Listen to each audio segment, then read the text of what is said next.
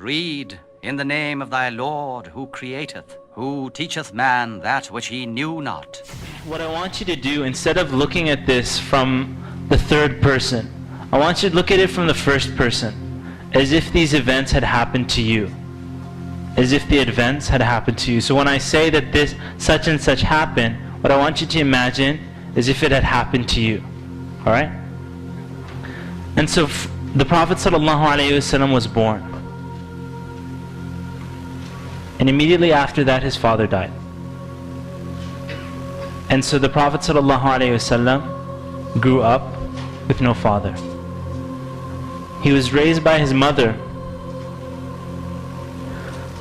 And at a very young age, the Prophet ﷺ lost his mother as well. And so now, even in his infancy, when he's just in the age of around 6 years old, 7 years old, he's now going into the world with no mother and no father. And so his grandfather begins to take care of him and love him, Abdul Muttalib. And as Abdul Muttalib is taking care of him, Abdul Muttalib soon dies as well. And now he's lost his father, who he never knew. He's lost his mother, and he's lost his grandfather. And he's an orphan in Mecca. His uncle Abu Talib begins to take care of him. The Prophet ﷺ was never known for any of the vices that the Quraysh were known for, the people in Mecca. They would drink alcohol, or they would drink alcohol or bury their women or whatever it was that they were. The Prophet ﷺ had nothing to do with that. He was, as they knew him to be, the most trustful person in their entire society. As-Sadiq al-Amin. Not only that, but when Khadija radiallahu anha, who was a very successful businesswoman in Mecca, she would send out the caravans, she noticed that this was a man that was of the most, or the most trustworthy amongst all the men. And so she placed him in charge of her caravan that would go to Syria and come back. And so the Prophet ﷺ at that time hadn't received revelation. He was 25 years old. He took care of her caravan, and where everybody else was just going, making a profit and coming back with the Prophet ﷺ went to Syria, made a profit, and then bought items. And then when he came back to Mecca, he also sold it in Mecca. So he got double the profit. Khadija radiallahu anha asked her uncle to speak to Muhammad sallallahu alayhi wasallam about getting married. And they got married. It was his first wife, Khadija radiallahu anha. And from Khadija, he had the majority of his children. When the Prophet sallallahu alayhi wasallam received revelation towards age 40, the Prophet ﷺ used to go up to a cave.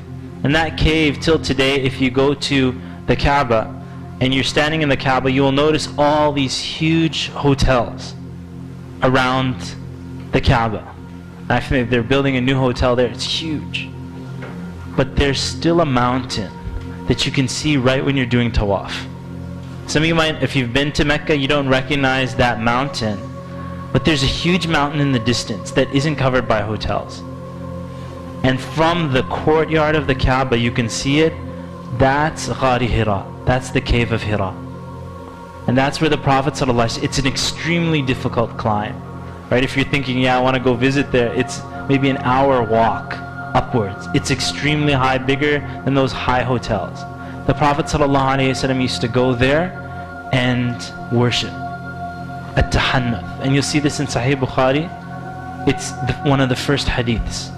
The Prophet ﷺ, he loved to go up into the cave of Hira and contemplate the situation that his people and humanity was in, and the vices that were happening, and so on.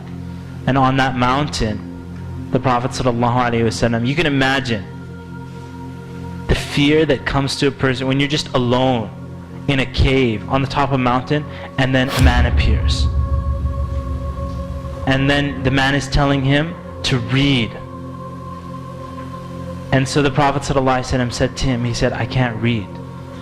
And a lot of people forget this part about that story, and many of you are familiar with it. Jibreel alayhi salam, Angel Jibreel, he grabbed the Prophet ﷺ and he squeezed him. and he pressed him so hard. So not only the fear of seeing that person there, but he pressed him so hard until the Prophet ﷺ said, I felt I was going to die. And then he let go of him. And then he said, read. And the Prophet ﷺ said, I can't read. And then he squeezed him again until the Prophet ﷺ said that I felt I was going to die. And then he said to him, read. He said, I can't read. And then he pressed him again until he felt he was going to die.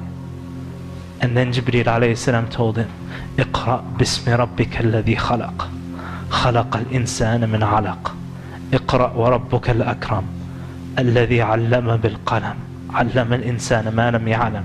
And so the Prophet sallallahu alayhi wasallam, as he was walking away, and he saw Jibreel in this stance, in another point afterwards, he saw Jibreel in his original creation, covering the entire horizon. Nobody saw Jibreel, but the Prophet ﷺ saw him. And so he came home frightened. And his wife Khadija, she said, what's wrong? And he said, just cover me up. And he was shaking. He said, Zammiluni, Zammiluni. He said, just cover me up. The Prophet ﷺ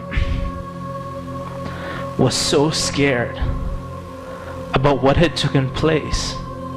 And in fact, after that, Khadija radiallahu anha, you'll see in the seerah, she said, Allah would never do this to you.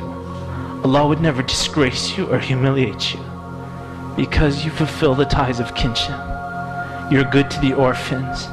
If anybody needs help, you're the one who helps them.